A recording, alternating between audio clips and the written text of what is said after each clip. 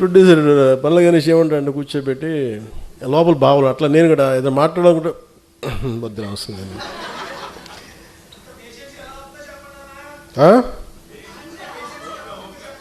ఏంటన్నారు? ఇంత పేషెంట్గా ఎలా ఉన్నానంటారా? గత్యంతరం లేక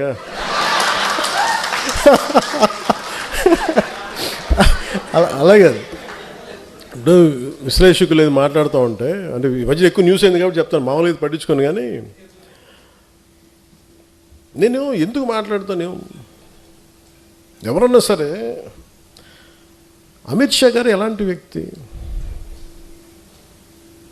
దిగ్విజయంగా 3 సార్లు భారతీయ జనతా పార్టీని అన్ని రాష్ట్రాలు, దాదాపు అన్ని రాష్ట్రాల్లో బోణీ లేని చోట బోణీలు ఖాతాలు తెరిపించి, తమిళనాడు లాంటి చోట ఒక్కొక్క ఎల్లలేని రాష్ట్రాలని కొట్టి చూపించి, కేరళ లాంటి చోట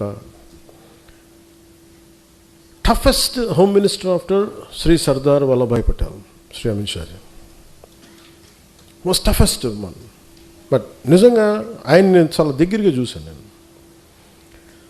ఆయనకి నేను ఏదో చెప్పానంట, ఆయన నన్ను తిట్టారంట.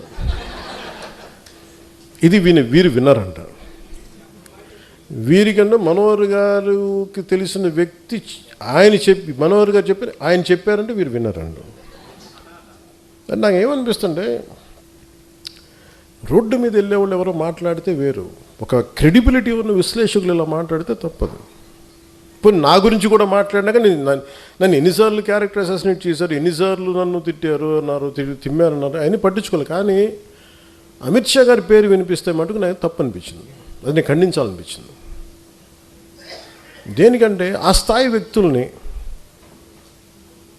కశ్మీర్ని ఆర్టికల్ 370 రద్దు చేయించి అలాంటి పరిస్థితులను హ్యాండిల్ చేసిన వ్యక్తి, వెస్ట్ బెంగాల్ని అసలు దేశంలో ఉంటుందా లేదా భవిష్యత్తులో ఉన్న దాంట్లో నుంచి దేశాన్ని దాన్ని బయటికి తీసుకొచ్చిన వ్యక్తి, అలాంటి వ్యక్తి గురించి తేలిగ్గా మాట్లాడేస్తే మరి స్థానికంగా ఉన్న ఆంధ్రప్రదేశ్ బీజేపీ నాయకులకి ఎంత బాధ ఉందో నాకు తెలియదు. కానీ ఎందుకంటే ఇద్దరే మాట్లాడారు అమిత్ షా గారి గురించి.